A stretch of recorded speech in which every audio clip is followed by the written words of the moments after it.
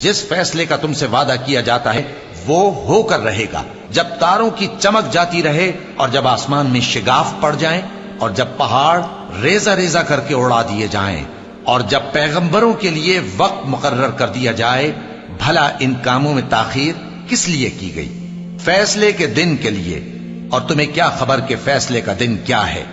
اس دن جھٹلانے والوں کے لیے خرابی ہوگی۔ کیا ہم نے پہلے لوگوں کو ہلاک نہیں کر ڈالا تھا؟ پھر ہم ان پچھلوں کو بھی ان کے پیچھے بھیج دیتے ہیں۔ ہم گناہگاروں کے ساتھ ایسا ہی کیا کرتے ہیں۔ اس دن جھٹلانے والوں کی خرابی ہوگی۔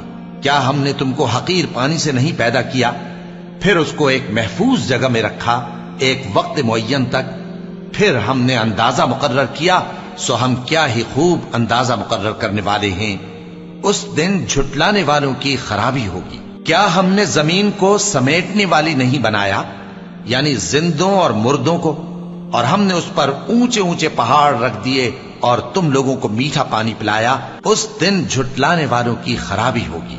جس چیز کو تم جھٹلایا کرتے تھے اب اس کی طرف چلو، یعنی اس سائے کی طرف چلو جس کی 3 شاخیں ہیں، نہ ٹھنڈی چھاؤں اور نہ شعلوں سے بچاؤ۔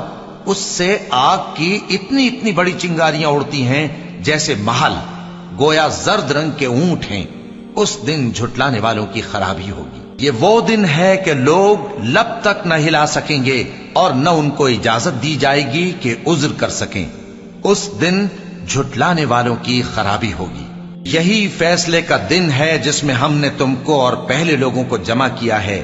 اگر تم کو کوئی داؤں آتا ہے تو مجھ سے کر چلو۔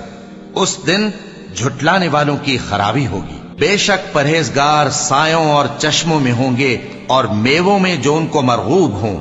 جو عمل تم کرتے رہے تھے ان کے بدلے میں مزے سے کھاؤ اور پیو۔ ہم نیکوکاروں کو ایسا ہی بدلہ دیا کرتے ہیں۔ اس دن جھٹلانے والوں کی خرابی ہوگی۔ اے جھٹلانے والو، دنیا میں تم کسی قدر کھا لو اور فائدے اٹھا لو، تم بے شک گناہگار ہو۔ اس دن جھٹلانے والوں کی خرابی ہوگی۔ اور جب ان سے کہا جاتا ہے کہ اللہ کے آگے جھکو تو جھکتے نہیں۔ اس دن جھٹلانے والوں کی خرابی ہوگی۔ اب اس کے بعد یہ کون سی بات پر ایمان لائے؟